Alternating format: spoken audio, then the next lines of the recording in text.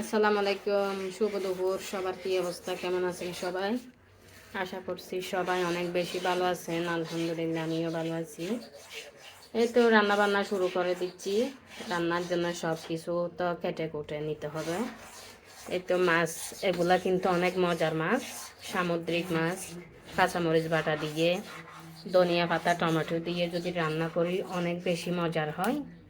এই তো মাছ কাটাকুটি চলতেছে। এগুলা হচ্ছে পাঁচ মিশালি মাছ। এখানে কিন্তু দুই তিন ধরনের মাছ আছে। এগুলা হচ্ছে চিংড়ি মাছ। এই তো চিংড়ি মাছ, এগুলোও কেটে পরিষ্কার করে নেওয়া হবে। এই তো পাঁচ মিশালি মাছগুলা পরিষ্কার করতেছি এভাবে। এভাবে যদি কাঁচামরিচ বাটা দিয়ে, ধনিয়া পাতা দিলে অনেক বেশি মজার হয় এই মাছগুলা।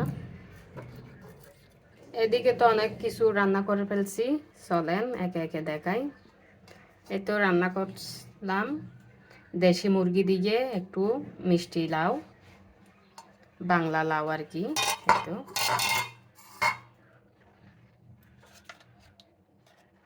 লাউ জিনিসটা কেন জানি আমার তেমন পছন্দ না। আজকে মাংস দিয়ে রান্না করছি, দেখি কেমন স্বাদ লাগে। এই তো দেশি মুরগি দিয়ে রান্না করছি।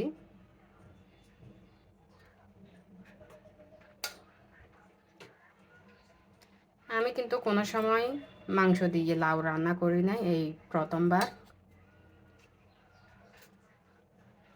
দেখি কেমন লাগে খাইতে। এরপরে রান্না আছে তো পাতা কফি ভাজি আছে, আর এদিকে হচ্ছে মুড়ি ঘন্ট রান্না করছিলাম মাছের মাথা দিয়ে মুগ ডাল। এই তো বড় মাছের, কাতল মাছের মাথা দিয়ে মুগ ডাল রান্না করছি একটু।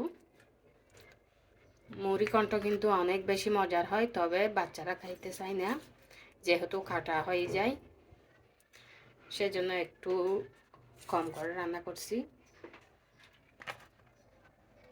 আরও রান্না আছে, এই তো মাছ বুদাং করছি,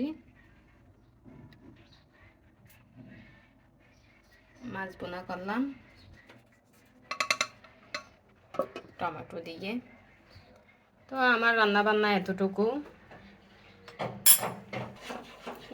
এই মাছগুলা কেটে পরিষ্কার করে তারপর রান্না করব।